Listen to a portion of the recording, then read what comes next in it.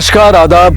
Crime petrol dial 100 में आप सभी का स्वागत है। हिंदुस्तान आजाद है, हम सब आजाद हैं, मैं आजाद हूं, हम सब एक दूसरे की नजरों में आजाद हैं और शायद नजरियों में नहीं।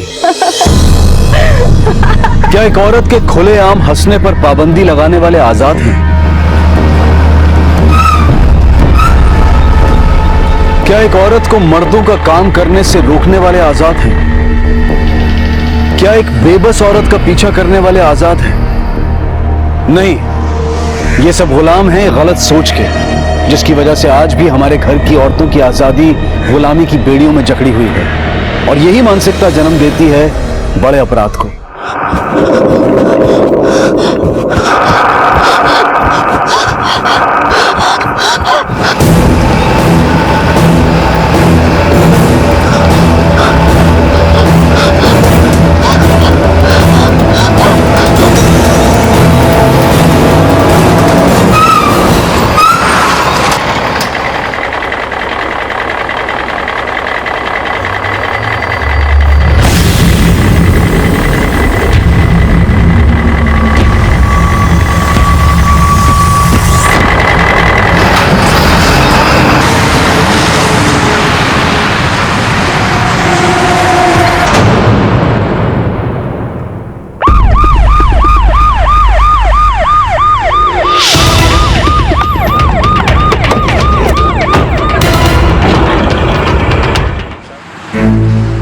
टायर के निशान किसी ट्रक के लगते हैं। आसपास के किसी पिंड वाले ने कुछ देखा, कुछ बताया? नहीं जी, अभी आधे घंटे पहले मेरे को पिंड वालों का फोन आया तो मैंने आपको खबर कर दी। इसका मतलब एक्सीडेंट करने वाला अंधेरे का फायदा उठा के भाग गया। कहीं ऐसा तो नहीं ना किसी ने जानबूझ के इसमें ट्रक चलाया हो?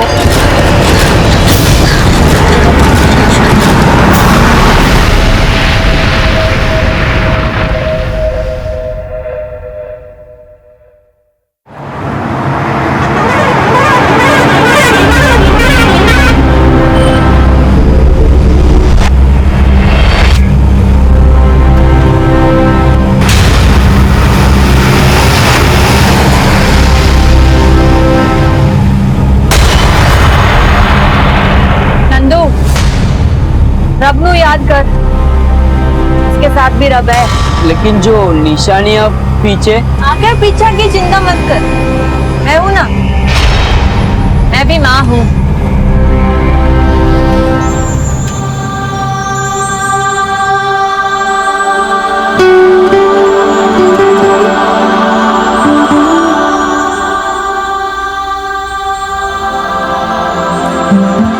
दादाजी, ये देखो मैंने मम्मी की तस्वीर बनाई। देखूं ना, ये तेरी माँ नहीं है। ला, मैं बताऊं।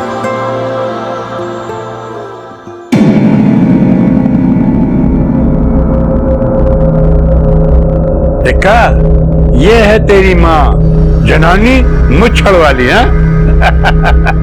ये ना भूलो, इस कुनबे की मूछें जीत की वजह से बची हुई हैं, वरना शमशेर दे मरण दे बाद सब लुट जाना सी।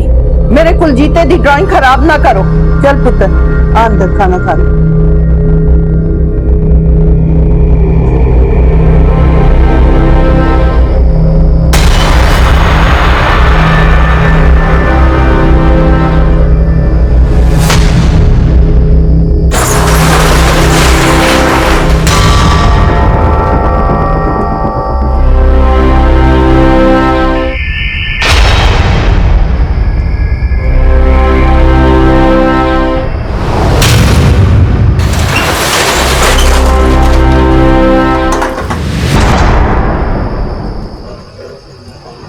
अंदर क्या है, भूल जा। कोई पूछे कि 5 दिन लेट क्यों हुआ तो बता देना जो मैंने कहा।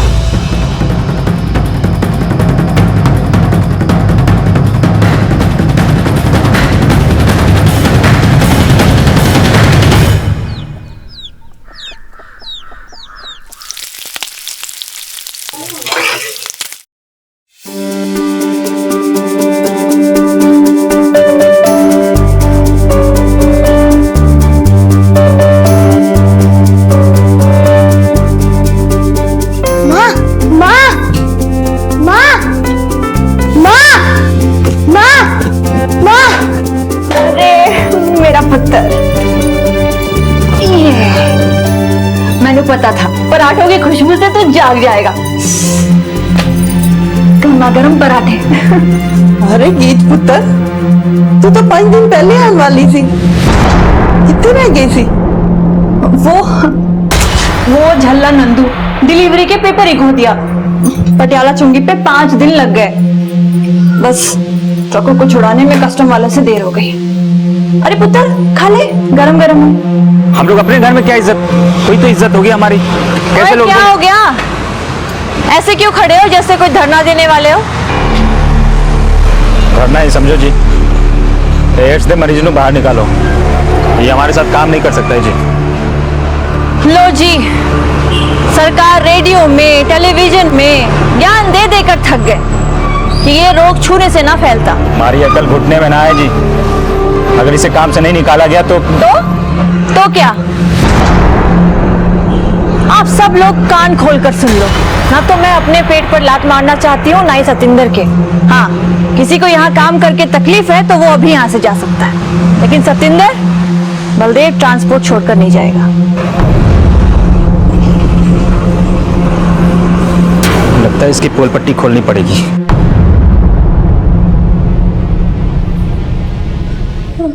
निकालो मुझे।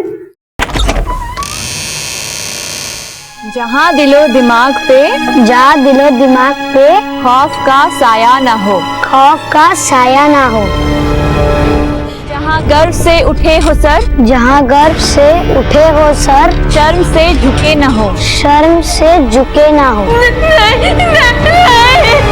जहाँ हर शब्द में सच्चाई की गूंज हो, सच्चाई की गूंज हो। जहाँ हर ख्याल आजाद हो, संयम हो, सद्विचार हो, और उन पर कपट की धूल न हो। जहाँ ज्ञान को बंदिशों में बांधा न गया हो, जहाँ इंसानों को सरहदों में बांटा न गया। हे प्रभु, अब विश्व में ऐसे भारत का नव निर्माण हो।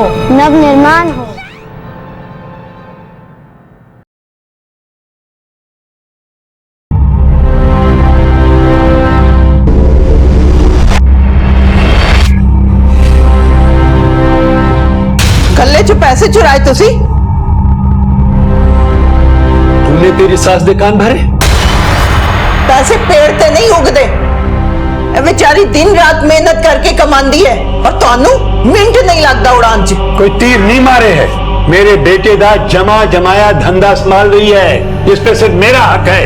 ये सिर्फ नौकर है बलदेव ट्रांसपोर्ट की। बाबूजी, मैं खुद को आप सबका नौकर ही मानती हूँ, लेकिन नौकर है तो मालिक क्यों बंदी है? अच्छा ये बता, गोदाम में किसने छिपाया है? बोलना। लग गया ना जुबान तो ताला, लेकिन आज ये ताला टूटेगा। जुबान दाभी और गोदाम दाभी।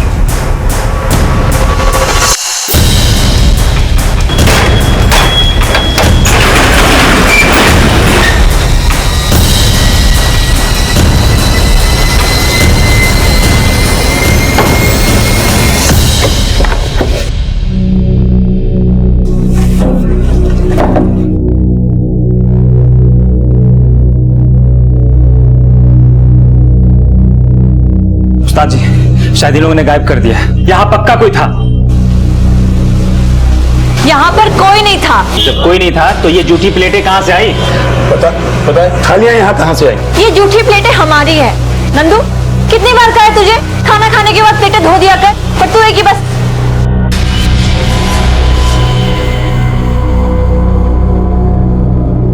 संदीप रुक। तूने किससे पूछकर गोदाम का ताला तोड़ा था?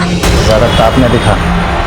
मैंने पता है यहाँ पे कोई था। ओए, बात सुन। मैंने अकल के साथ साथ घुटने भी चलाने आते हैं, और साथ में जुतियां भी।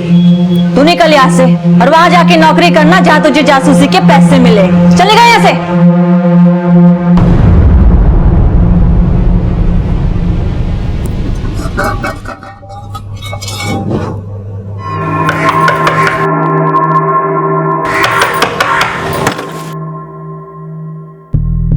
थैंक्स हरप्रीते, तूने तो मेरे ऐन मौके पर मदद कर दी, वरना आज मैं तो बड़ी मुसीबत विच फंस जाती। लेकिन यार कहीं इस मुसीबत को अपने घर में छुपा के मैं फंस गया तो? ना ना, अरे मैं मुसीबत विच फंस जावांगी पर तेनू नहीं फंसने दूंगी। ऐसी गल करके यार मनु शर्मिंदा ना कर। लेकिन ये कर क्या रही है तू? मैं सब कुछ बताऊंगी, पर अभी फिलहाल किसी को कुछ मत बताना।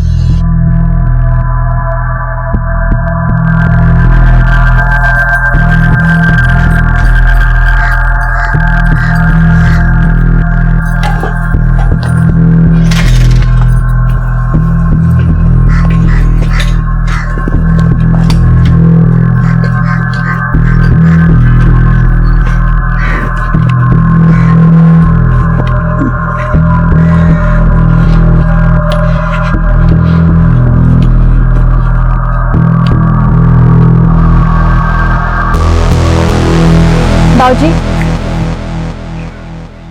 आप मेरा पीछा करने वाले थे ना? हाँ, क्योंकि मैनू मालूम है तो कुछ गड़बड़ कर रही है। ये खाना किधर वास्ते ले जा रही थी? बाबूजी, आप अपना दिमाग लगाना छोड़ दो। तेरी सास तुझे बहुत महान समझती है ना। देखना, एक दिन वो तैनू इस घर से निकालेगी। उंगली फुंकारे कोयल दी कूक।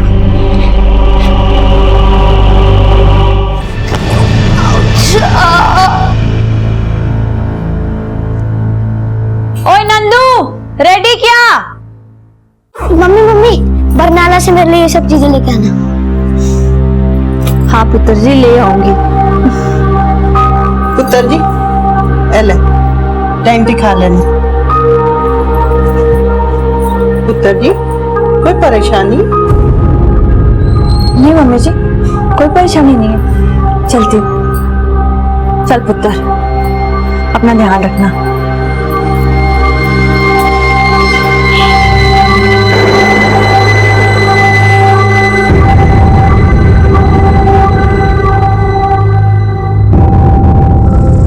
नंदू, ये रख दे।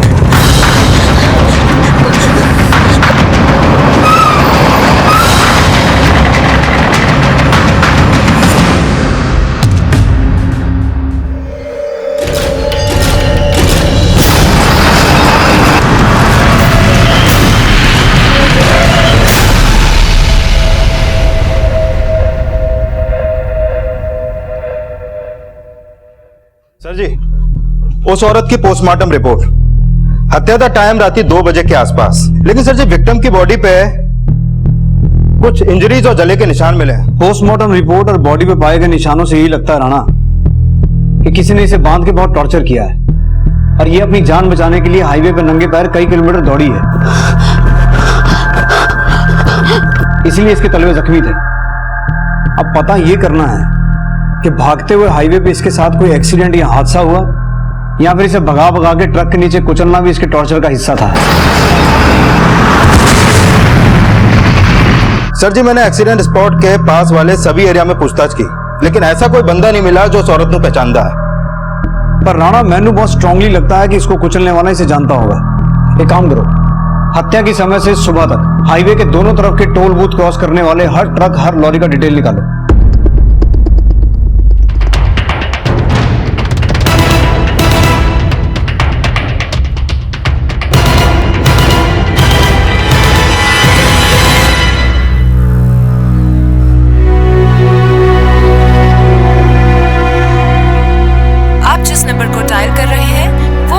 स्विच्ड ऑफ है। अरे सुखविंदर, जरा एक प्याला गर्मा गर्म चाह पिला दे, अदरक वाली है। ਇੱਥੇ मैं गीते दी फिकर च मरी जा रही हूं और ਤੁਹਾਨੂੰ चाह दी पई हुई है। तुम जनानी तो टेंशन लेने की आदत है। अरे कहीं अटक गई होगी, अब उसके ट्रक में कोई बिजली का खंभा तो लगानी है जो फोन चार्ज कर लेगी।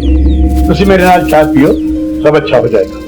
ਤੁਸੀਂ ਮੈਨੂੰ ਤਾਂ ਸਮਝਾ ਲਓਗੇ, ਪਰ पर उस कुलजीत तेनू किस तरह समझाओगे कि उसकी मां किथे है? सत श्री अकाल जी। हरप्रीते, तू इत्थे की कर रहे? कुलजीते के वास्ते जलेबी लाए सी। कुलजीते आजा इधर आ। ये ले और ना, क्या गीत नहीं दिख रही? कुलजीते, अंदर जा ते अपनी मम्मी नू फोन लगा। क्या गीत का नंबर नहीं लग रहा? गीत दी फिकर असी कर लांगे, तू जा और मेहरबानी करके दोबारा ना आए। ले फड़। सत श्री अकाल।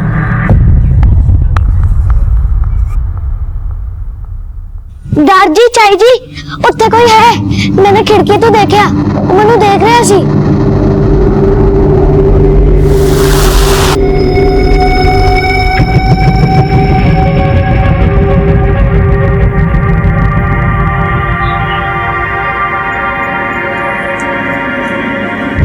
नहीं पुत्र जी, उत्ते कोई नहीं है। मैं झूठ नहीं बोल रहा चाई जी, उत्ते कोई सी।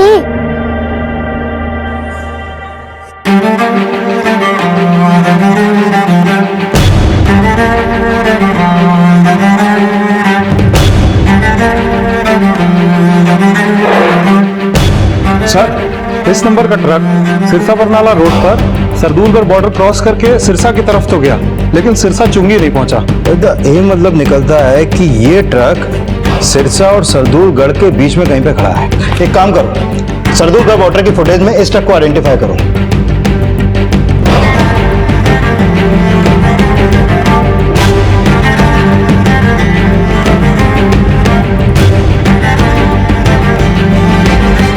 पता करो ये औरत कौन है, ये ट्रक किसका है। जी। जब पुलिस ने गीत का बैकग्राउंड चेक किया और इंक्वायरी शुरू की तो कई चौंकाने वाले खुलासे सामने आए और इस खुलासे के तार उस अज्ञात महिला के शव से भी जुड़े थे जिसकी हत्या गीत के ट्रक से हुई थी। लेकिन क्या गीत का कनेक्शन इस केस में सिर्फ हिट एंड रन केस से ही था या फिर राज कुछ और भी थे? सर जी, ये ट्रक मानसा के बलदेव ट्रांसपोर्ट के नाम पे रजिस्टर है और इस औरत का नाम है गीत कौर। इसका पति शमशेर सिंह बलदेव ट्रांसपोर्ट का मालिक था जो 8 महीने पहले गुजर गया। तब से बलदेव ट्रांसपोर्ट की करता धरता ये गीत कौर ही है। सर जी, मानसा के पुलिस स्टेशन में गीत की सास सुखविंदर कौर ने 23 अगस्त को गीत की मिसिंग कंप्लेंट दर्ज की थी। Missing complaint? हाँ जी। रिपोर्ट के मुताबिक गीत कौर 20 अगस्त की रात को मानसा से बरनाला के लिए निकली थी और उसके साथ उसका क्लीनर भी था, नाम है नंदू।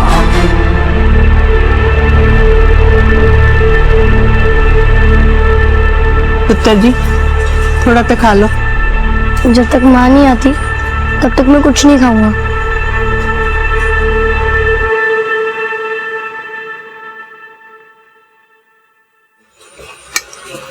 तुसी इत्थे बैठे चाय पींदे रहोगे या गीत दा कुछ पता भी करोगे? पुलिस ने खबर तो कर दी है, जब मिलेगी तो पुलिस आ जाएगी।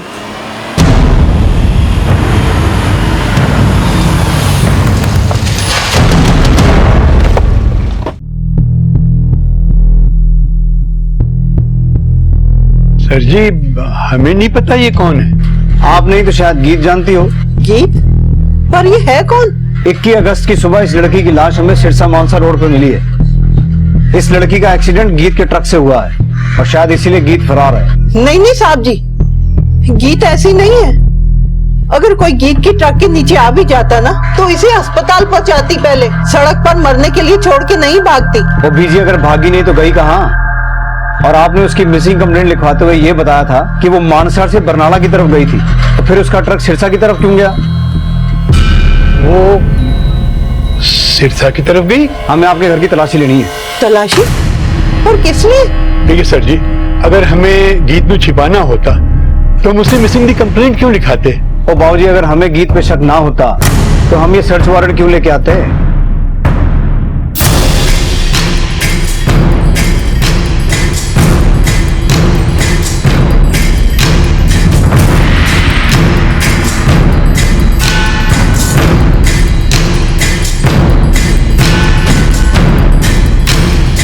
नहीं है सर जी। देखो जी, अगर गीत यहां आती है या आपको फोन करती है या किसी भी तरीके से आपको कांटेक्ट करने की कोशिश करती है तो हमसे छुपाने की गलती ना करना।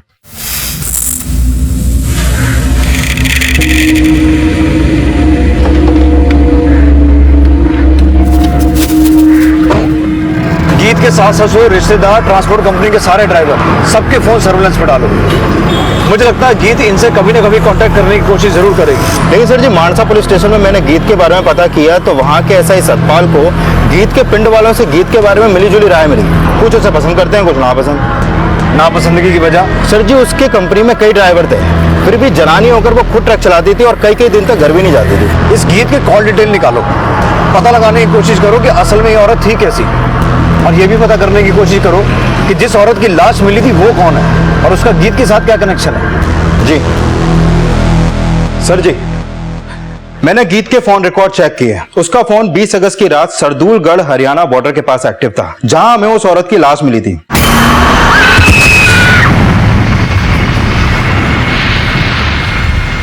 और उसी रात से गीत और क्लीनर नंदू दोनों के फोन बंद है सर जी। और जिस औरत की लाश मिली थी उसकी कोई पहचान हुई? अभी तक तो ऐसा कोई सामने नहीं आ रहा जो उसने पहचानता हो। तो गीत और नंदू, इनके कॉल डिटेल में ऐसा कोई मिला जो हमारे किसी काम आए? सर जी, गीत की पिछले दिनों उसी के पिंड के हरप्रीत सिंह दे नाल काफी बातचीत चल रही थी, देर रात में भी।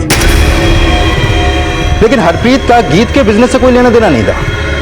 ये गीत और हरप्रीत का कोई अफेयर तो नहीं हो सकता है सर जी। हरप्रीत गीत को शमशेर और गीत की शादी से पहले से जानता था। और सर जी, जब मैंने पिंड वालों से पता किया तो पता चला कि शमशेर के पेरेंट्स को हरप्रीत और गीत का मिलना जुलना बिल्कुल ही पसंद नहीं था। कहीं ऐसा तो नहीं रहा ना कि गीत हरप्रीत के घर छुपी बैठी हो?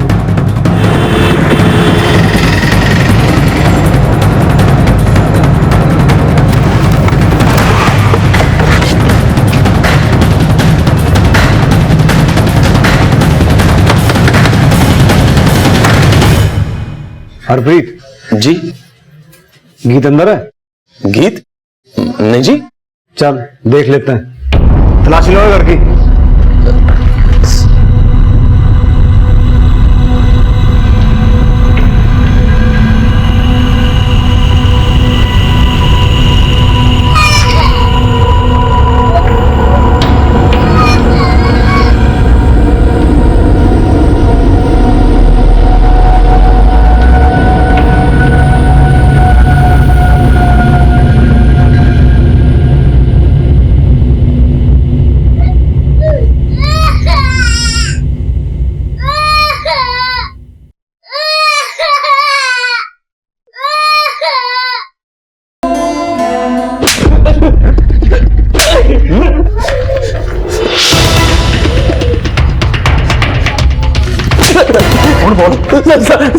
कहाँ गीत?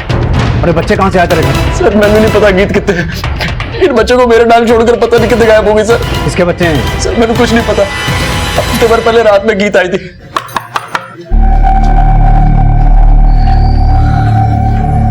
गीत तू यहाँ इस वक्त? हरप्रीत मेरी एक मदद कर दे यार। पहले उसने बच्चों को अपने गोदाम में छुपा के रखा था, फिर मैंने चाबी देकर बोली कि इन्हें अपने घर ले आऊं। सर मना नहीं कर पाया सर।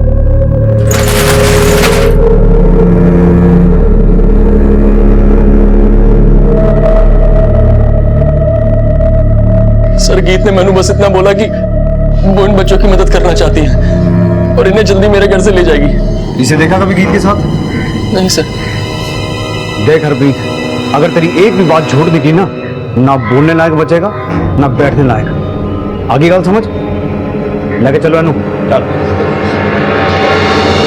लो बेटा पी लो खाओ।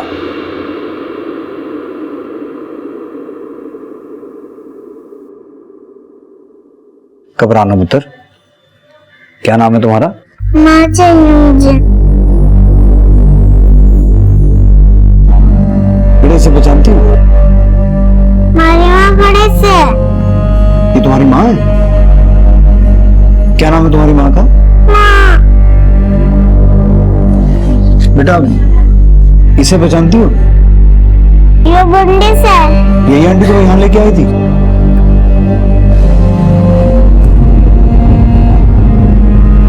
सर जी, ये लड़की तो हरियाणवी है, लगता है इसकी माँ भी हरियाणवी होगी। पता करो गीत का हरियाणा में कहाँ आना जाना था? साहब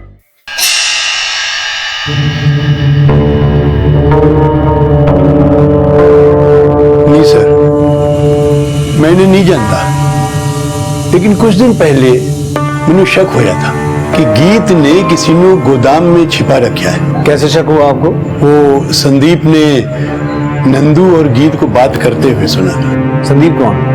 ये सर, ये नंदू वही है ना जो गीत के साथ था? हाँ सर, एक नंबर का छठा बदमाश है। गीत ने सर पे चढ़ा रखा था उसको। कहाँ रहता नंदू?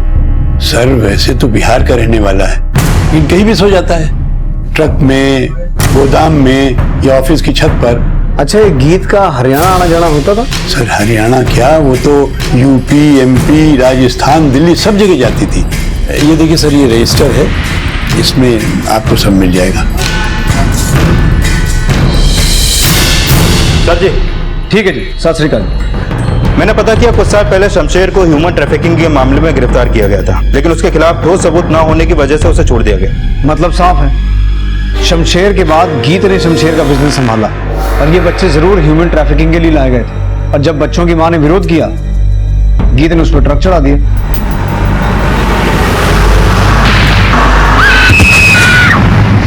नहीं साहब जी, हमारा शमशेर ऐसा नहीं था, और गीत भी। अगर गीत का ह्यूमन ट्रैफिकिंग से कोई लेना देना नहीं है तो उन दो बच्चों को अनाथ करके अपने साथ क्यों लाई? वो हरप्रीत आपसे झूठ बोल रहा है। उसकी बुरी नजर थी मेरी गीत पे, और वो गीत को फंसाना चाहता है। और बीजी, अगर गीत सही है तो फरार क्यों है? फरार नहीं है साहब जी, कहीं पर रास्ते में ट्रक अटक जाता है। कुछ दिनों पहले ही पटियाला चुंगी पे 5 दिन तक ट्रक फंसा रहा। तारीख क्या थी तब? राणा, पता करो गीत का ट्रक पटियाला चुंगी पे ह्यूमन ट्रैफिकिंग के लिए तो नहीं पकड़ा गया था? जी।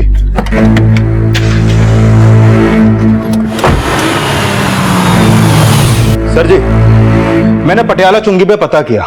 उन डेट्स पे तो गीत का ट्रक पटियाला चुंगी पे गया ही नहीं, बल्कि उन 5 दिनों में गीत की फोन लोकेशन सरदूलगढ़ बॉर्डर के पास हरियाणा के मलोर गांव की थी, और 20 अगस्त की रात को भी उसकी फोन लोकेशन यही की थी सर जी।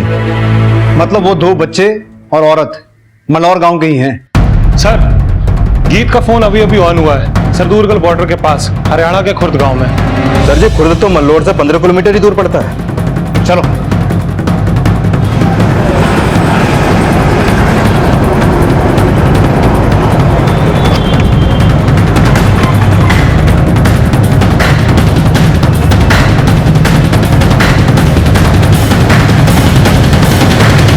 जल्दी ले।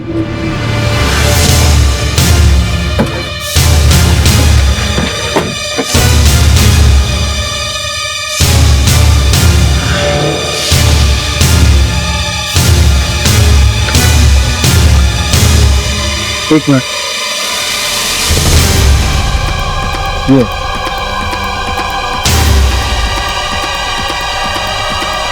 अरे मैं लूंगा, मैं लूंगा। हटे। तो ये बोलती मैं लूंगा, ये बोलती मैं लूंगा, फोन को खराब कर रहे हैं। साहब तुझसे गीत कहाँ है? कौन गीत साहब? जिसका फोन है तेरे पास? साहब ये फोन तो मैंने तो प्यारा मिला सीगा। अच्छा, हाँ जी। कितने?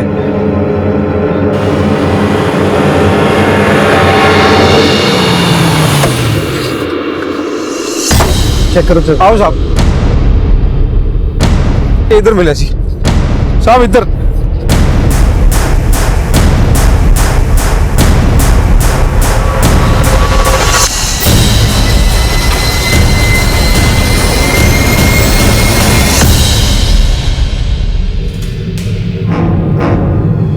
आसपास का एरिया सर्च करो। राणा, बॉडी को पोस्टमार्टम के लिए भेजो। पुलिस गीत को अभी तक एक फरार क्रिमिनल मानकर ढूंढ रही थी, लेकिन उसकी लाश मिलने के बाद इस केस का रुख ही बदल गया। गीत भी एक पीड़ित की तरह सामने आई है, लेकिन जिस औरत की लाश पुलिस को मिली थी उसका गीत से क्या कनेक्शन था? आखिर गीत क्यों उसके बच्चों को अपने साथ लेकर गई थी? और गीत का हेल्पर नंदू अब कहां था? सर जी, अभी अभी गीत के क्लीनर नंदू का फोन ऑन हुआ है। लोकेशन जलंधर हाईवे के पास एक ढाबे की है। अपनी एक टीम भेजो वहां, क्विक।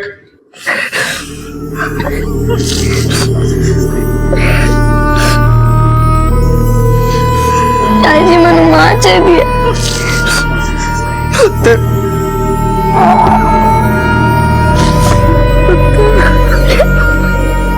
अरे पिन में नाक कटवा दे मेरी है करम जली।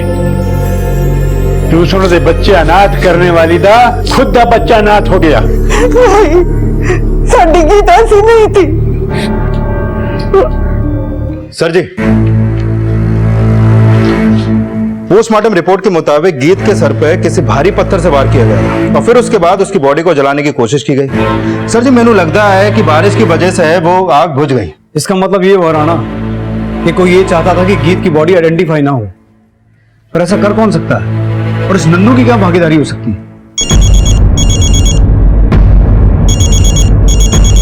हाँ बलजीत है, ठीक है हम पहुंचते हैं। सर जी मल्लोर गांव के बाहर गीत का ट्रक मिला है। Let's go.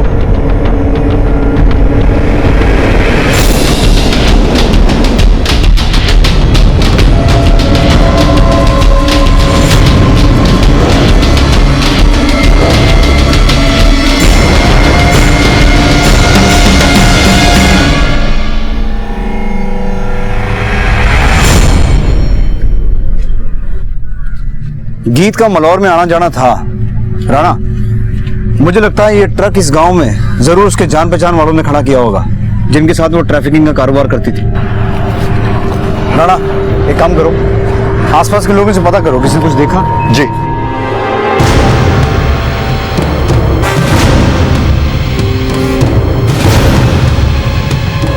नहीं सर जी, किसी ने कुछ नहीं देखा। अगर यहाँ किसी ने कुछ नहीं देखा तो गांव चलते हैं, पता करते हैं उस औरत को और 2 बच्चों को कोई जानता है कि नहीं।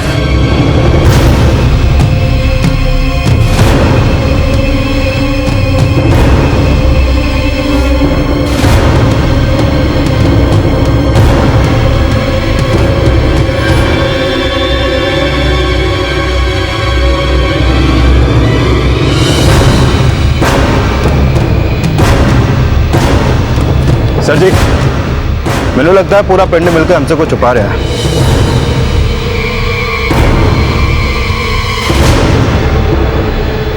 पुत्र जी दूध पी लो।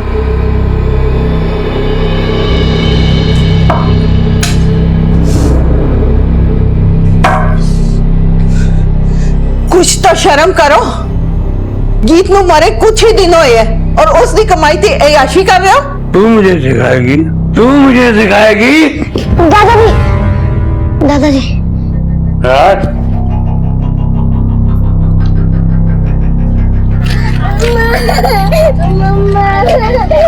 हाँ बेटा, यही गांव है तुम्हारा? तुम्हें पता है तुम्हारा घर कहाँ है? हमें लेके चलोगी अपने घर?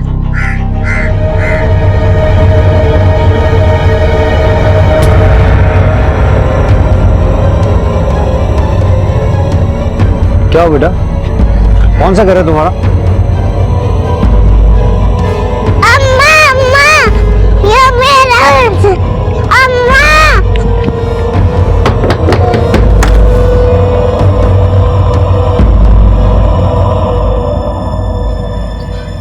धर्म क्या हो गया अम्मा?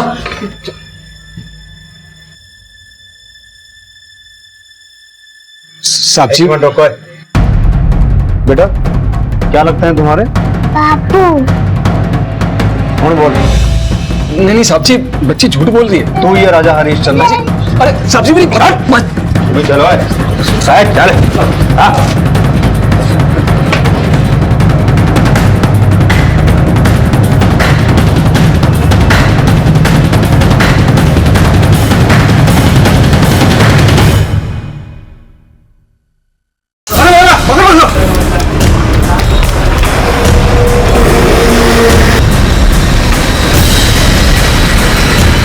गीत का पति शमशेर हमारे गांव में शादी के लिए छोरियां सप्लाई करता था। शादी के लिए? हाँ साहब, वो हमारे आसपास के गांव में छोरियां की बहुत कमी है। इस खातिर शादी करने और बच्चा पैदा करने के लिए छोरियां खरीदनी पड़ती है। अब साहब इतना पैसा देना सबके बस की बात तो नहीं है, तो एक ही छोरी से 2-2, 3-3 भाई शादी करते हैं। हम तीनों भाइयों ने भी सपना को शमशेर से खरीदा था। शमशेर भाई जी की मौत के बाद गीत परजाई ने जब उनका कारोबार संभाला, तब उन्हें शमशेर भाई का ये धंधे का पता चला। गीत परजाई जी ने वो काम करने से साफ मना कर दिया। उनको बहुत बड़ा धक्का लगा और उन्होंने तय कर लिया कि जो लड़कियां शमशेर भाई की वजह से मल्हार में बेची गई है, उन्हें कुछ भी करके छुड़ाएंगे। और एक दिन हम मल्हार पहुंचे।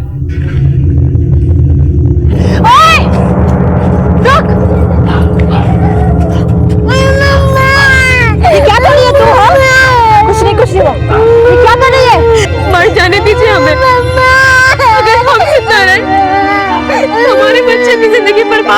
अरे कुछ नहीं होगा तनु, मैं हूं ना, संभाल इसे। ओए कौन है?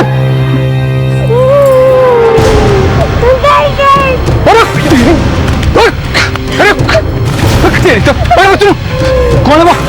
हाँ, किधर है? चल देखा बच्चों। गीत परिजय जी 5 दिन एक धर्मशाला में रुके और उन्होंने सपना के घर का पता लगा लिया। परिजय जी ने सपना को भरोसा दिया कि वो उसे और उसके बच्चों को रात को ही अपने साथ लेके जाएंगे। चल। ओए कौन है? आप पकड़िए। अरे सुन।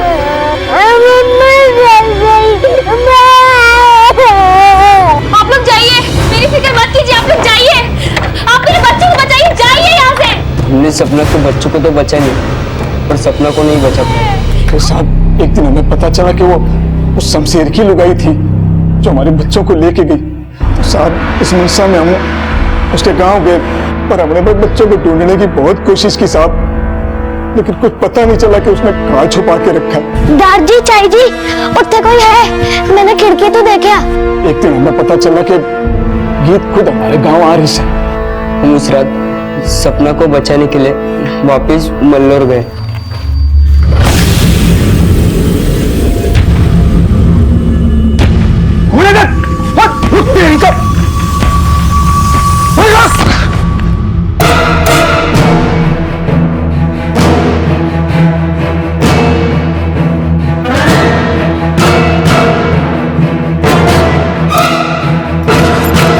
परिजय जी मैंने उनको चकमा दे दिया, चलो जल्दी से। चल चल चल।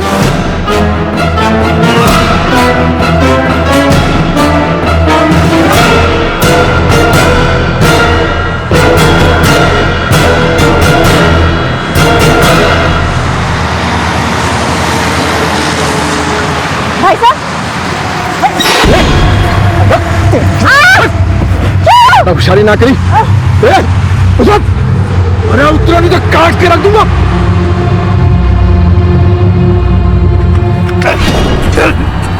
बहुत चर्ब जी ना तने, अब तो तने अपनी खिलाड़ी बना के रखूंगा। और तू तो आज गया।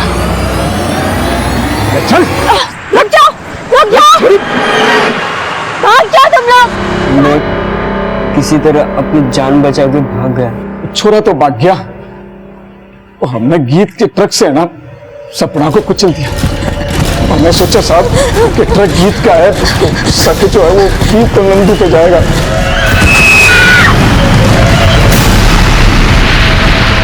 लेकिन तुझे कैसे पता चला कि गीत शमशेर की बीवी है और वो ही सपना के बच्चों को अपने साथ लेकर गई है?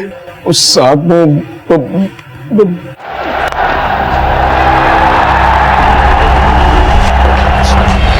बलदेव जी और थाने चलो, सब समझ में आ जाएगा। मैं जानता था कि शमशेर धर्म के जरिए मलौर में लड़कियां सप्लाई करने का काम करता था, इसलिए जब मुझे ये पता चला कि उस रात गीत और नंदू मलौर से वापस आए हैं और गीत अपने साथ 2 बच्चों को उठा करके लाई थी, मैंने ये बात फौरन फोन करके धर्म को बता दी।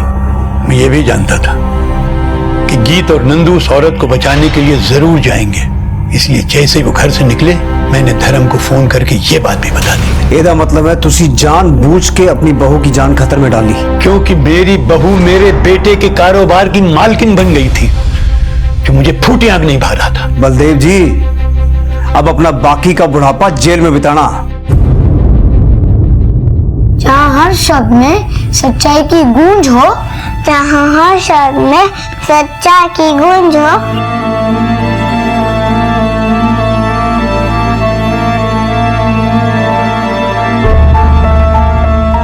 आज हमारे देश को आजाद हुए 69 वर्ष पूरे हो चुके हैं, लेकिन आज भी हमारा देश कई तरह की मानसिकताओं की गुलामी का बोझ ढो रहा है। अगर हमें सही मायनों में पूर्ण स्वराज चाहिए तो हमें अपने नजरियों पर लगी हुई बंदिशों को तोड़ना होगा, क्योंकि यही बंदिशें महिलाओं को पुरुषों के अहंकार का शिकार बनाती हैं। क्राइम पेट्रोल डायल 100 की पूरी टीम की तरफ से आप सभी को आजादी की 70वीं सालगिरह की ढेर सारी शुभकामनाएं। फिर मुलाकात होगी अगले एपिसोड में जुर्म की एक और कहानी के साथ।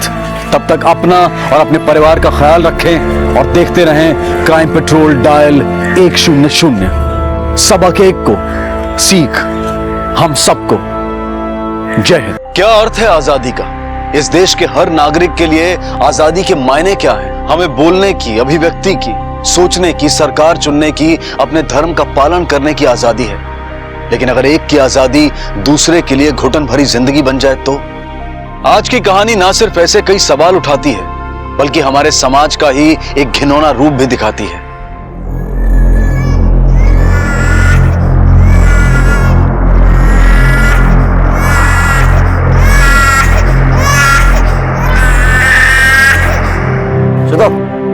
मैंने कहा लिया जानते छो वंशु तो चिंता ना कर, चुपचाप फिर।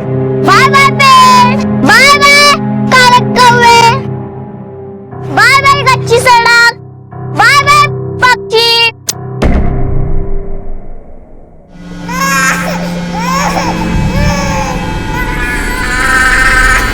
तो क्यों बोल रहे हो?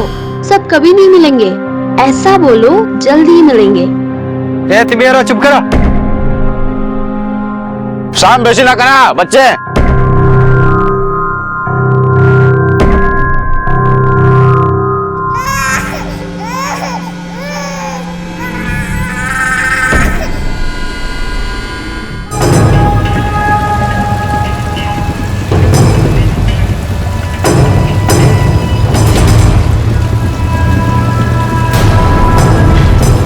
तुम लोग चलो चलो, मैं देखता हूँ, चलो।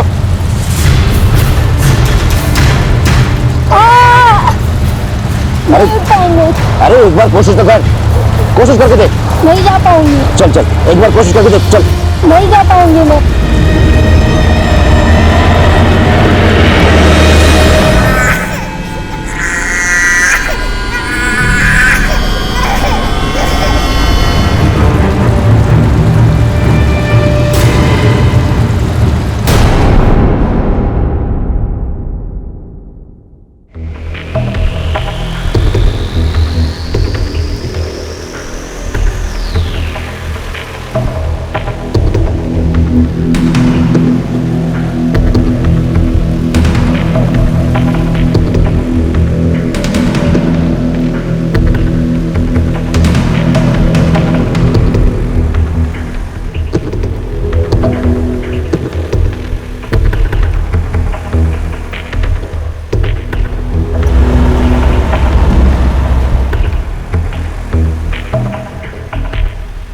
रघु भैया, हम दीदी के घर कब पहुंचेंगे?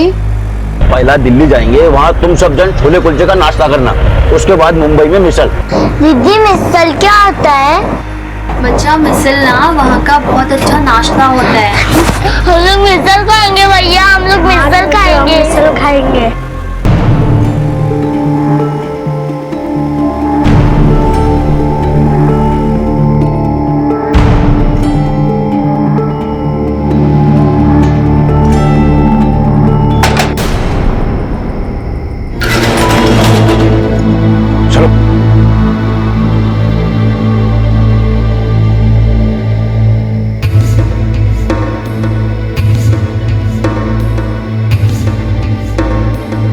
चलो चलो, जल्दी जल्दी चलो। दीदी से बात कर सकती हूँ फोन पर? अभी बहुत रात हो गई है, उसका मालिक गुस्सा करेगा।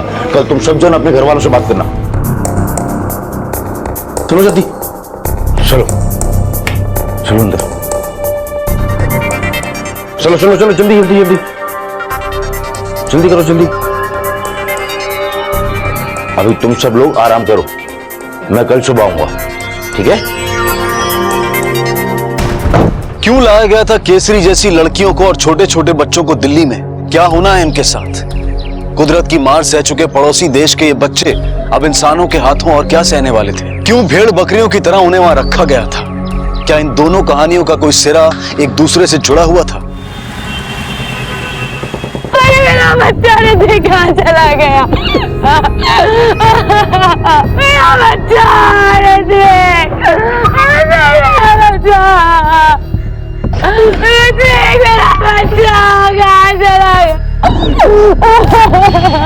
मैंने बुलाया था साहब आपको। मेरा बच्चा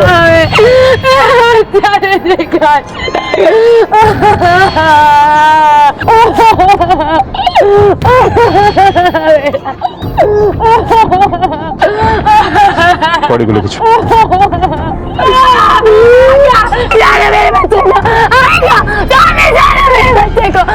ना मैं तुम लोकेशन को जान लिया था मेरे बच्चे की।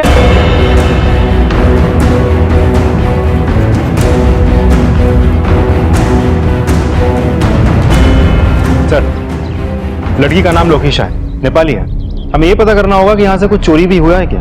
अभी ना बच्चे की माँ बोलने की हालत में है ना बच्चे का बाप बोलने की हालत में। पहले हमें इस लोकेशा के बारे में पता करना होगा। सोसाइटी के पास क्या जानकारी, कहाँ की रहने वाली थी, कहाँ से आई थी, उसकी फैमिली कहाँ है, उसके पास फोन था या नहीं, अगर था तो उसका नंबर क्या है। कभी ना कभी अपनी फैमिली से बात हुई होगी, उसके फोन को सर्वेलेंस पे डालते हैं।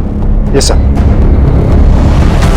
ए सीमा, सीमा, सारा दिन तू अकेले ही बात करेगी क्या? रख फोन, रख। कैसे तू बात कर।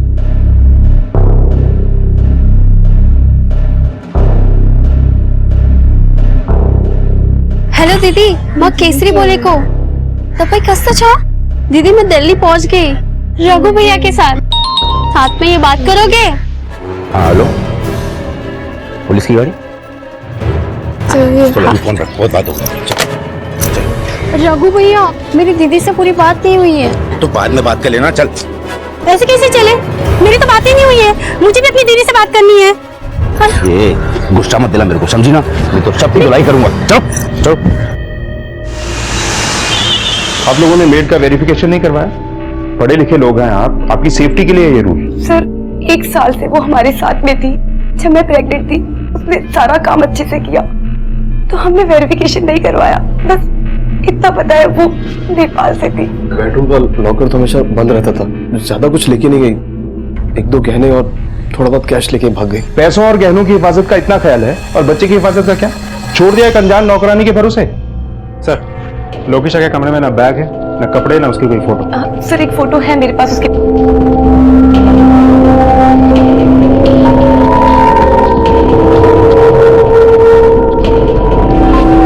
मैनी कैम या बेबी कैम नहीं लगवाया?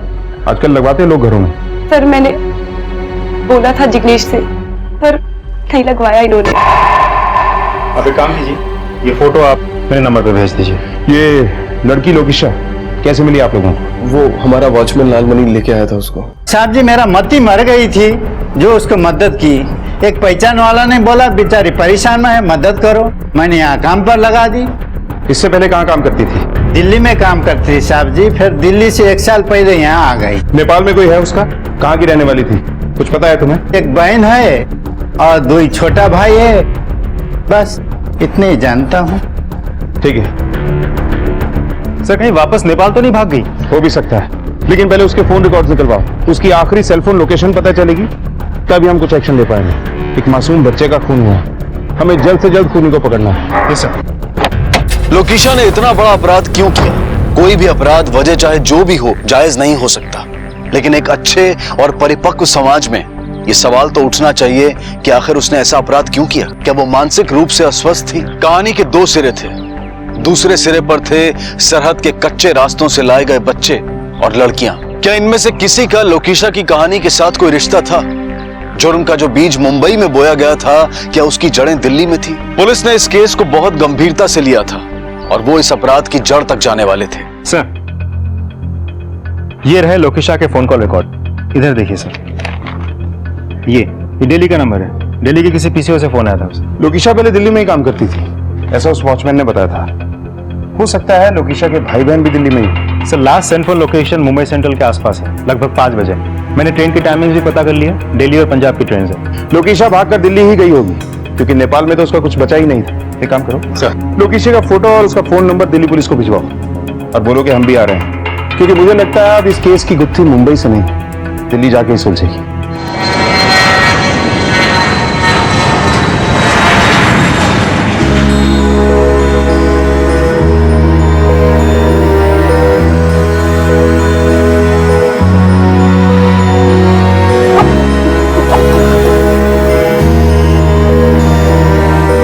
दीदी मुझे प्यास लग रही है, पानी लेके आती सोच।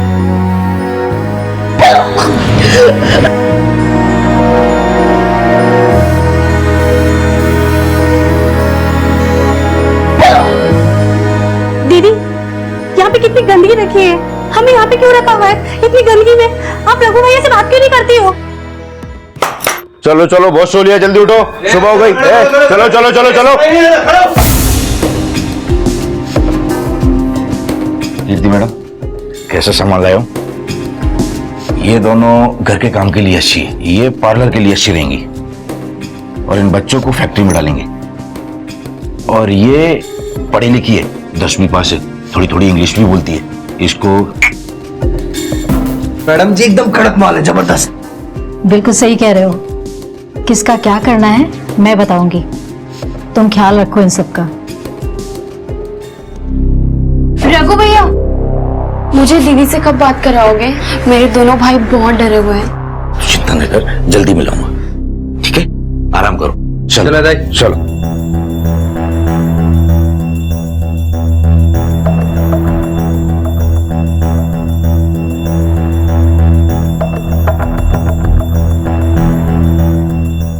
मुझे बहुत डर लग रहा है, नींद नहीं आ रही।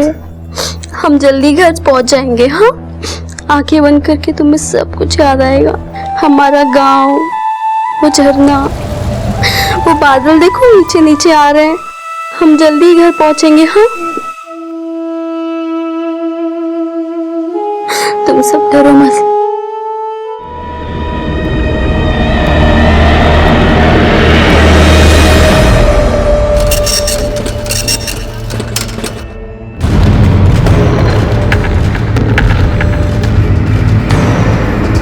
वो रहा शॉप। इस औरत को जानते हो? देखा है कभी? इसी पीसीओ से फोन किया था किसी ने इसे। नहीं सर जी, इसे देखा तो नहीं है। ये नेपाली है क्या? हाँ। इसकी बिरादरी की कुछ लड़कियां फोन करने आती थी, सब नेपाली दिखती थी। कहाँ रहती हूँ? यही पास में एक मंजिला इमारत है, उसी के ऊपर रहती है। ठीक है।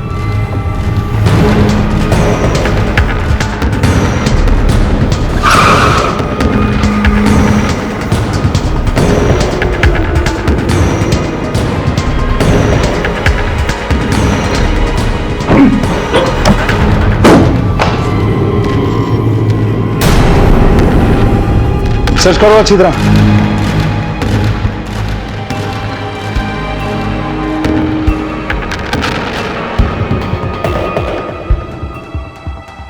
सर, हर तरफ गंद पड़ी है, वहां बाल्टी में भी।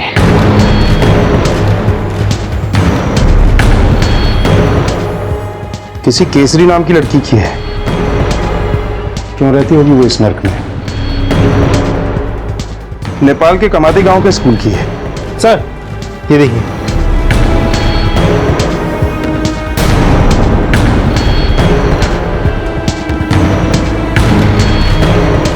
यहाँ जरूर कोई क्राइम हुआ है। फॉरेंसिक टीम को बुलाओ। सर, कई सवालों के जवाब पुलिस के हाथ आते आते छूट गए और मुजरिम फरार हो गए।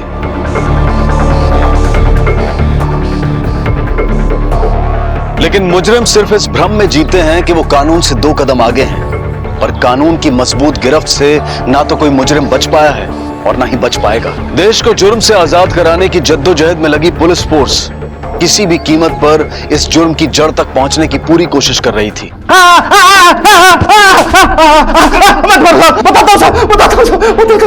अगर कर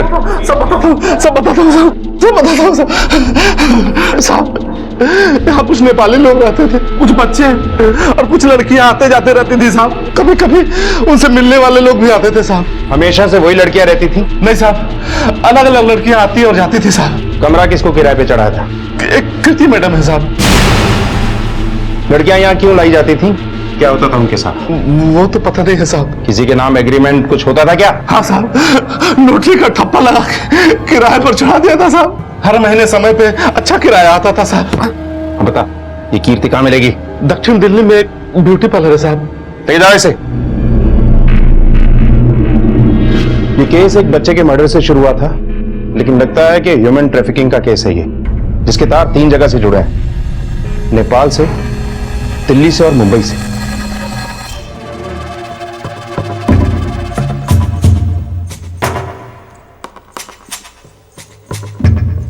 मैडम, स्पेशल वाली मसाज चाहिए, एकदम दिल खुश कर देने वाली। खन्ना साहब ने तो बहुत तारीफ की आपके बॉडी मसाज पार्लर की। ओह, तो खन्ना साहब ने भेजा है आपको? बिल्कुल। तब तो आपको मसाज भी खन्ना साहब वाली ही चाहिए होगी। एकदम। अच्छा, तुम बात कर लो, आइए प्लीज। चलिए।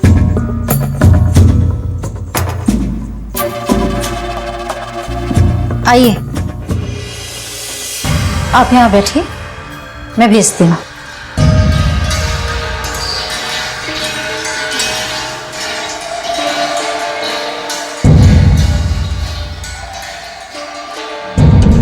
आ जाओ, ये देखिए स्पेशल मसाज के लिए।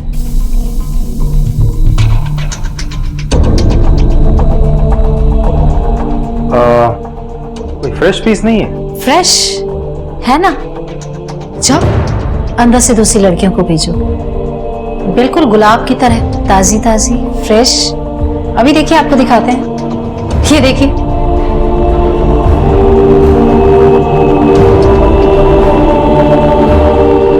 इक्कीस, 17, 19, 20। और तुम 18 की। अरेस्ट कर लो इन सबको। अरे सब रुकिए ना, कुछ ले दे करके हाँ ले दे लेंगे, थाने में कर देखिए, लेंगे। चलो देखिए, पहुंच बहुत ऊंचे तक है। पहुंच, थाने में नहीं करना। ए सिंह अंदर देखो, कोई और नहीं देखिए। क्या?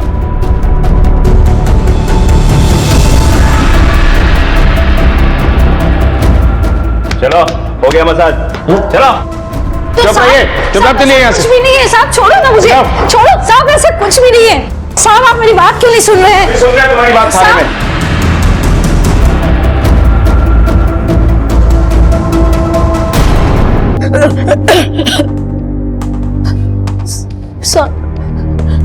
ये सारी लड़कियां हम नेपाल से मंगवाते थे। इनमें जो जवान होती थी उसे धंधे पे लगा देते थे, और जो बुढ़ी होती थी उसे घर के काम काज के लिए, और जो बच्चे होते थे उन्हें फैक्ट्री में। सब जो लड़कियां बचती थी उन्हें अपने पार्टनर में लगाते थे। अभी हाल ही में जो लड़कियां लाई गई वो कहाँ है? सर सब तो आपने छुड़ा ली। ये नेपाल से लड़कियां लाता कौन है? सब रघु।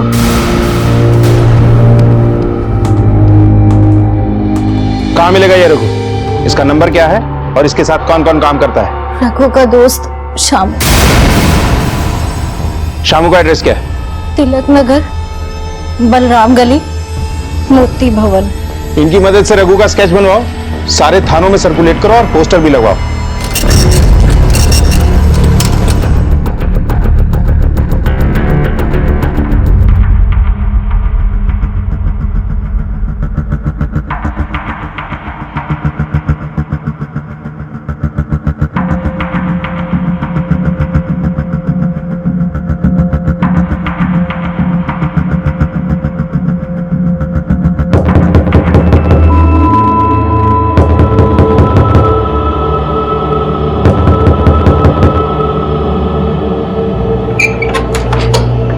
शामू,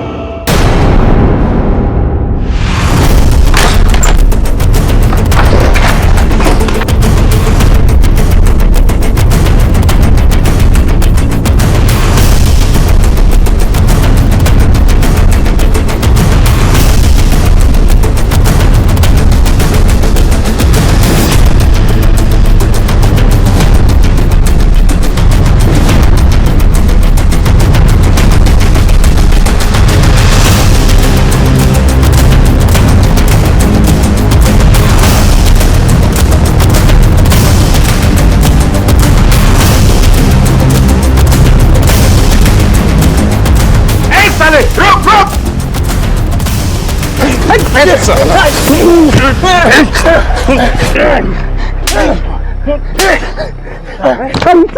निर्दोष लड़कियों और मासूम बच्चों की तस्करी करता है, बाकी की जिंदगी जेल में सड़ेगा तू। साहब मैंने कुछ नहीं किया साहब। साहब मैं तो सिर्फ मदद करता हूँ, बाकी सब काम तो रघु करता है साहब। वो नेपाल से लड़कियों को लेकर आता और उनके परिवार वालों से कहता कि उनको अच्छी नौकरी दिला देगा। लोकेशा का साहब?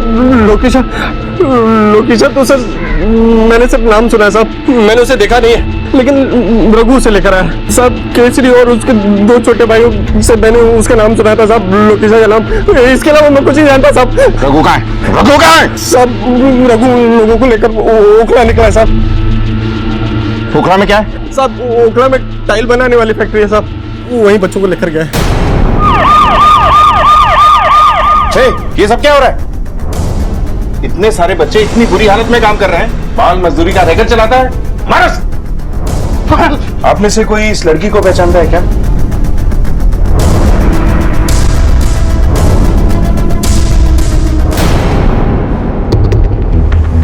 साहब ये मेरी बड़ी दीदी लोकेशा है और छोटी दीदी केसरी को रघु भैया लेके गए और मेरा भाई महेश उस कमरे में है।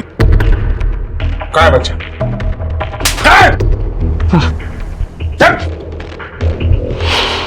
कहाँ है बता?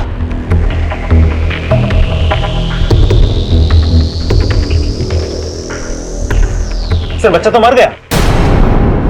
महेश, क्या हुआ महेश? उठना महेश।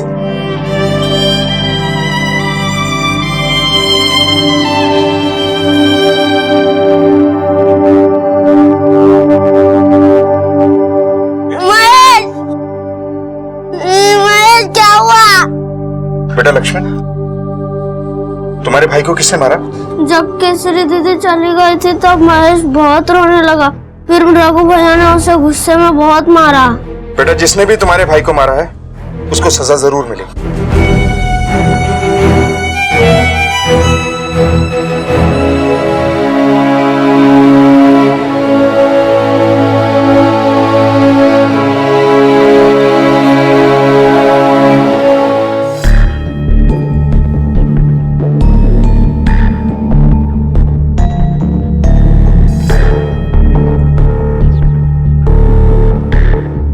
रघु, इन लड़कियों पे काम करना पड़ेगा।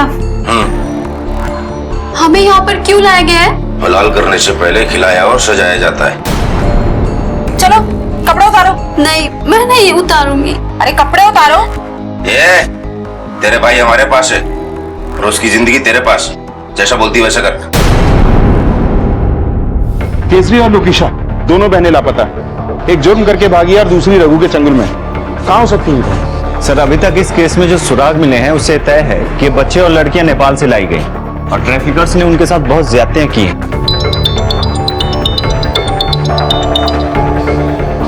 हेलो, ओके सर, लोकेशा का पता चल गया है। लोकेशा, बहुत घुमाया तुमने, चलो थाने, लेके चलो इसे।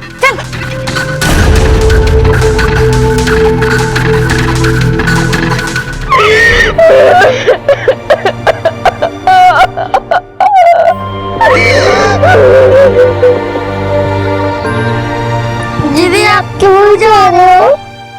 आप मत जाओ। हम यहाँ पे सब अकेले पड़ जाएंगे। तेरा ना लो, घर बनाना है, तुम्हारी आधी पढ़ाई भी बाकी है ना। हाँ। तुम अभी से ऐसा करेगो तो कैसे होगा? तुम मेरी गुड़िया हो, है ना? तुम्हारी आंखों में आंसू अच्छा नहीं लगता। तुम पढ़ाई पे ध्यान देना, ठीक है? और मनोहर काका है ना, उनके पास मैं पैसा भेज दूंगी और आज से तुम्हें इनके बाप और तुम्हें इनके पापा। हाँ दीदी, ठीक है? मैं ख्याल रखूंगी।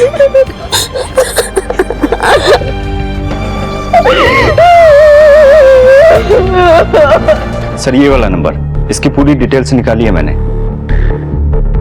सर, वो लोकेशा मुंह नहीं खोल रही है, वो बहुत डरी हुई है।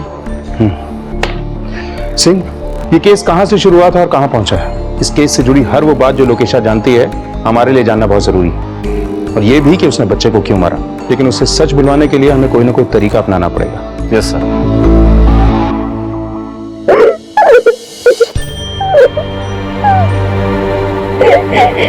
दीदी, लक्ष्मण,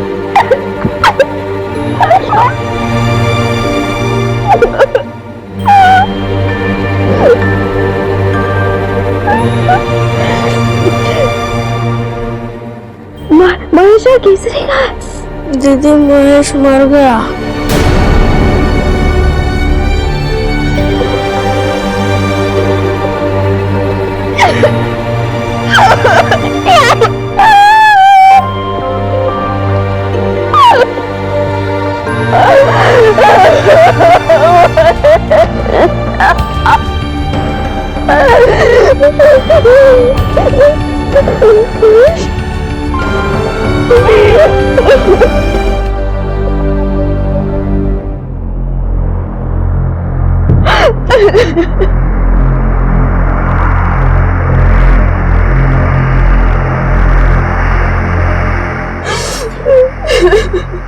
लोकेशा, तुम्हारी बहन को ढूंढने के लिए हमारी टीम दिन रात एक कर रही है। केसरी और उस जैसी लड़कियों को उनके चंगुल से छुड़ाना। तो हम समझ सकते हैं तुम्हारे साथ जो हुआ वो ठीक नहीं, लेकिन जो तुमने किया वो भी ठीक नहीं था। अब हमें खुल के बताओ कि तुम्हारे साथ क्या हुआ, क्यों मारा तुमने उस बच्चे को। देखो, हमारी मदद करो ताकि हम तुम्हारी मदद कर सकें। डरो नहीं, बताओ क्या हुआ था तुम्हारे साथ। आज तक किसी ने मेरी मदद नहीं की। 28 साल की थी जब मुझे रघु इधर लेके आया था। मेरा पति वही है और मेरे बच्चे भी नहीं थे। मेरे 2 भाई और मेरी बहन केसरी, उन लोगों को मैं अपने मासी के पास छोड़ के इधर काम करने आ गई दिल्ली में। वो रघु ने मुझे मसाज पार्लर में बेच दिया।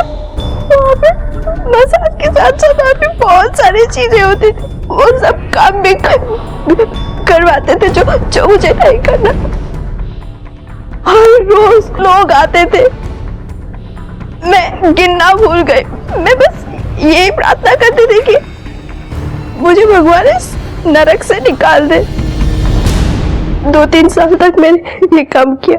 फिर मेरी बढ़ती उम्र की वजह से मुझे मुंबई में एक घर में आया का काम दिलवा दिया। उसका मुझे रघु को कुछ कमीशन देना पड़ता, लेकिन मेरे लिए सही था क्योंकि मुझे लगा कि मैं इस दलदल से बाहर निकल गई। लेकिन तृप्ति मैडम पेट से थी जब भी मैं उनके पास काम करने आई। अरे जान नहीं है क्या तेरे हाथों में? जा, तुझसे नहीं होगा, जाके अपना काम कर। और सुन, जाते जाते दरवाजा बंद करके जाना। उनके पति का मेरे पे बहुत गलत नजर था। मुझे पता था कि मैं ज्यादा दिन तक उससे नहीं बच सकती। सब मर्द एक जैसे होते। मैं कुछ नहीं कर पा रही थी। तुम्हारे साथ इतना गलत हुआ, तुमने पुलिस की मदद क्यों नहीं ली? कहीं दूसरी जगह नौकरी क्यों नहीं ढूंढ ली? मेरे पास कागज नहीं है ना, तो इन लोगों ने मुझे काम पे रख दिया। वो लोग पगार तो देते थे, लेकिन उसकी कीमत कई तरह से निकालते थे। लेकिन एक चीज था जिसकी वजह से मेरा मन लगा रहता था वहाँ। वो क्या? मैडम जी का बच्चा ऋत्विक बाबा। मेरा कोई बच्चा नहीं था ना, तो मैं बहुत खुश रहती थी ऋत्विक बाबा को अपनी गोद में खिला के। ऐसा लगता था जैसे मेरा अपना बच्चा है। ऋत्विक ए लोकेशा, ये क्या ऋत्विक लगा रखा है तूने इसे? बाबा बोला कर इसे। अगर तू इसे ऐसे बोलेगी तो घर के बाकी नौकर क्या बोलेंगे इसे? सर मैं रहती तो उनके घर पे थी, लेकिन सिर्फ एक नौकरानी। पति रोज रात को हवस निकालता था अपनी, और मैडम मुझे ऐसा देखती है जैसे मैं गंदगी हूँ। तो इसका गुस्सा तुमने उनके बच्चे की जान लेकर निकाला? नहीं साहब, बच्चे से क्या दुश्मनी। मैं तो उनका बहुत अच्छे से ख्याल रखती थी। मुझे नेपाल के बारे में पता चला कि वहाँ पे भूकंप आ गया और मुझे अपने परिवार के पास जाना था। मैडम जी, कुछ दिनों की छुट्टी चाहिए। आपने टीवी पे देखा होगा नेपाल में भूकंप आ गया। मुझे मेरे परिवार से मिलना, बताने किस हाल में हूँ। मरा तो नहीं ना कोई? फोन पे बात हुई ना तेरी? जब देखो जब छुट्टी चाहिए छुट्टी चाहिए। अगर तुझे जाना है ना तो जो पगार लिया था ना वो एडवांस देकर जा। और भागने की कोशिश की ना तो पुलिस में कंप्लेंट करवा दूंगी, समझी तू? आई छुट्टी चाहिए इसे। मेरे भाई और मेरे बहन से मुझे मिलना था। बायो बायो देसी बायो लो चुप गुप्तम ढूंढने ना की बोई थी लाई।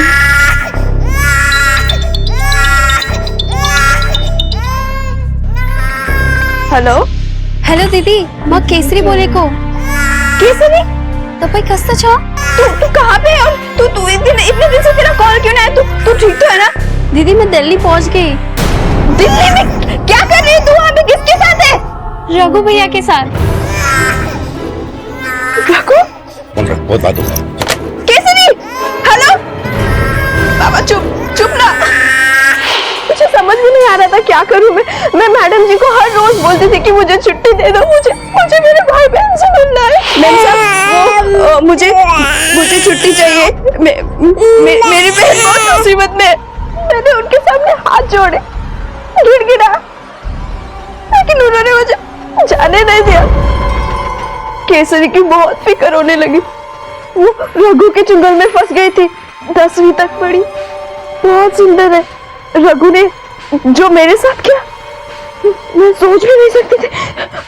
अगर वो सब केसरी के साथ हो जाता तो मुझे बहुत चिंता होने लगी। उस दिन ऋत्विक पापा खो ही जा रहे थे। ऋत्विक पापा चुप रहो।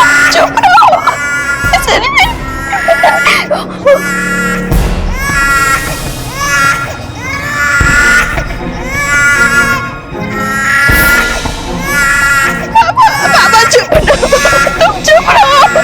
मैंने उनको चुप कराने की बहुत कोशिश की। मैडम जी भी मुझे घर जाने नहीं दे रहे थे। मुझे मेरी बहन को और मेरे भाइयों को बचाना था। मुझे कुछ समझ ही नहीं आ रहा था और मेरा सिर फटा जा रहा था। और उसी बेचैनी में मैंने ऋत्विक पापा को फेंक दिया। सब मुझे पता है, मैंने जो किया वो सही नहीं किया, लेकिन उसकी सजा मेरी बहन केसरी को नहीं मिलना चाहिए। मेरी बहन केसरी को बचा। लोकीशा और केसरी जैसी लड़कियां अपने देश में बेघर और बेसहारा होकर निकल पड़ती हैं रोजगार और बेहतर जीवन की तलाश में, लेकिन भेड़ की खाल में छिपे इन भेड़ियों का वो आसान शिकार बन जाती हैं। वो मजबूर होती हैं और उनकी मजबूरी का नाजायज फायदा हर कदम पर हर कोई उठाने को तैयार रहता है। उनकी आजादी उनसे छीन ली जाती है। वो लौट कर जाना भी चाहें तो उन्हें जाने नहीं दिया जाता। इनमें से कुछ इस दर्द को अपना नसीब मान लेते हैं और कुछ हालात से लड़कर आजादी हासिल करते हैं। जुर्म की इस बड़ी दस्तक पर अब पुलिस मुस्तैद होकर मुकाबला करने के लिए तैयार थी।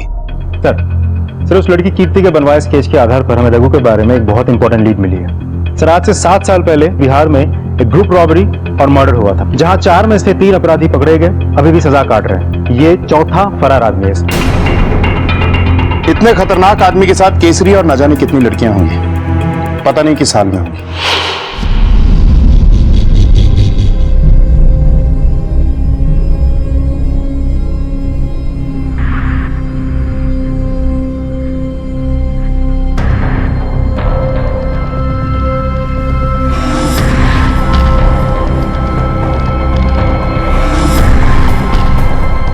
आप मुझे ऐसे छोटे कपड़े पहनाकर क्यों तैयार कर रहे हो? बहुत जल्द पता चल जाएगा।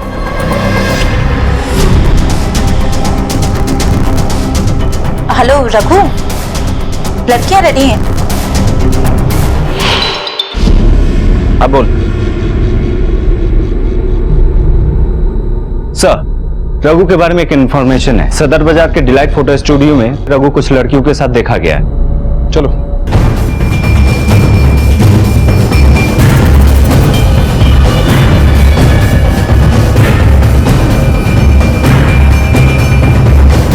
इस आदमी को पहचानता? हाँ सर, ये आदमी कुछ दिन पहले ही आता है। आप कुछ लड़कियों को लेकर कह रहा था फोटो खिंचवानी है। चल अभी देर हो गया, दूसरी को भेज। सर कुछ वीजा लगवाने के लिए बोल रहा था। इन फोटोज का फॉर्मेट 4 कंट्री से होता है, मतलब ये लड़कियों को आउट ऑफ इंडिया लेके जाने वाला है। सिंह सर, पीसीआर से कांटेक्ट करो। Yes sir. मैं लड़कियों के फोटोज और नेम मेल कर रहा हूँ। फॉरेन कंसुलेट से पता करो इन लड़कियों का गल्फ कंट्रीज के लिए वीजा लगवाया गया है क्या? रघु, लड़कियां तैयार हैं। चलो चलो जल्दी चलो जल्दी।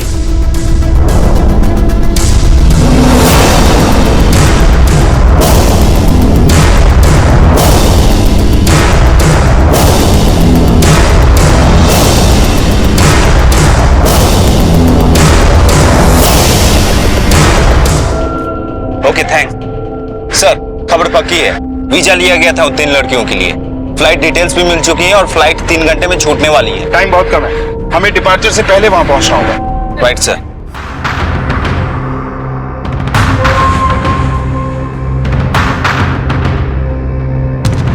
सिंह, एयरपोर्ट अथॉरिटीज को अलर्ट कर दो। फ्लाइट डिले कराना हो तो भी डिले करवाओ और कहना कि सभी एंट्री एग्जिट पर एयरपोर्ट सिक्योरिटी की हेल्प चाहिए हमें। Okay sir.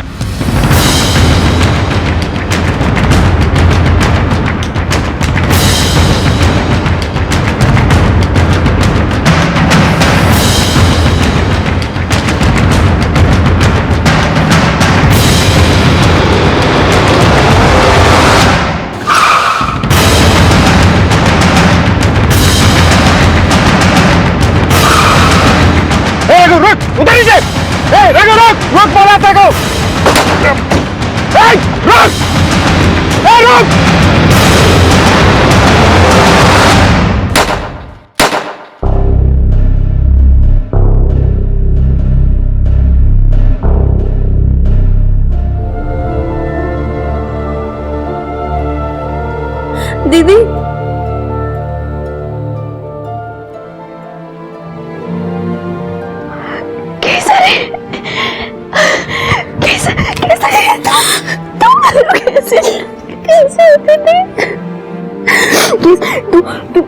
तू ठीक है ना? तुझे चोट नहीं आई ना? केसर ये क्या पहना है तूने?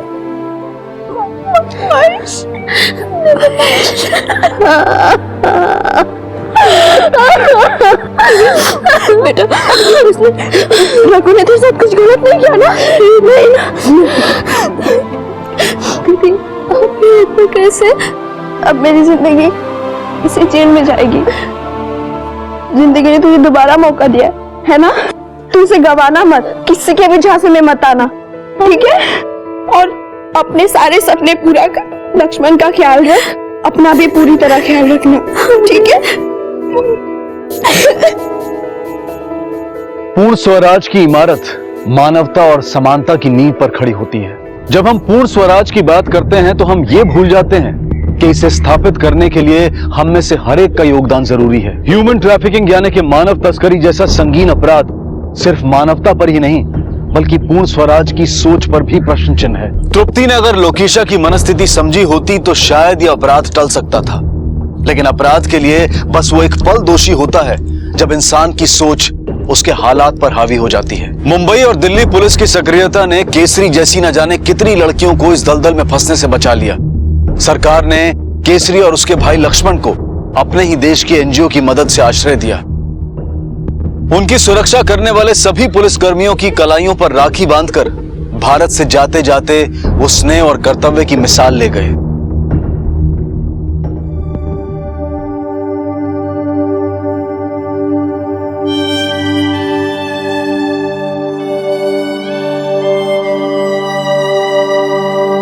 मुझे दो, मैं देखता हूँ।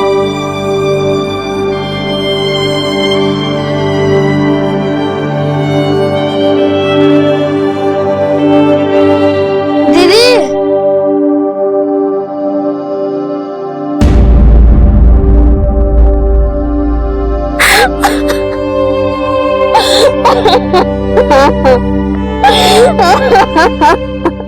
लगभग 6 लाख से 8 लाख जीते जागते इंसान हर साल अवैध रूप से इंटरनेशनल बॉर्डर्स पार कराए जाते हैं। इनमें से ज्यादातर बच्चे होते हैं। ये बच्चे प्रोस्टिट्यूशन यानी देह व्यापार या बाल मजदूरी के लिए इस्तेमाल किए जाते हैं। इनसे इनका बचपन छीन लिया जाता है, जवानी लूट ली जाती है। जब हम अपनी सुख सुविधाओं के लिए दूसरों की आजादी को कुचल देते हैं तब ऐसे संगीन हालात पैदा होते हैं। शोषण, असमानता, जुल्म जब तक किसी भी समाज में ये रहेंगे तब तक पूर्ण स्वराज एक सपना ही रहेगा। सब मिलकर कदम उठाएंगे तो अपराध टल भी सकते हैं और उनसे मुक्ति भी मिल सकती है, और ये है असली आजादी। इसी विचार के साथ अब मैं अनूप सोनी आपसे विदा लेता हूं। फिर मुलाकात होगी अगले एपिसोड में जुर्म की एक और कहानी के साथ। तब तक अपना और अपने परिवार का ख्याल रखें और देखते रहें क्राइम पेट्रोल डायल 100। सबक एक को सीख हम सबको। जय। इस तरह के और भी एपिसोड देखने के लिए हमारे चैनल को सब्सक्राइब करें और बेल आइकन दबाना ना भूलें।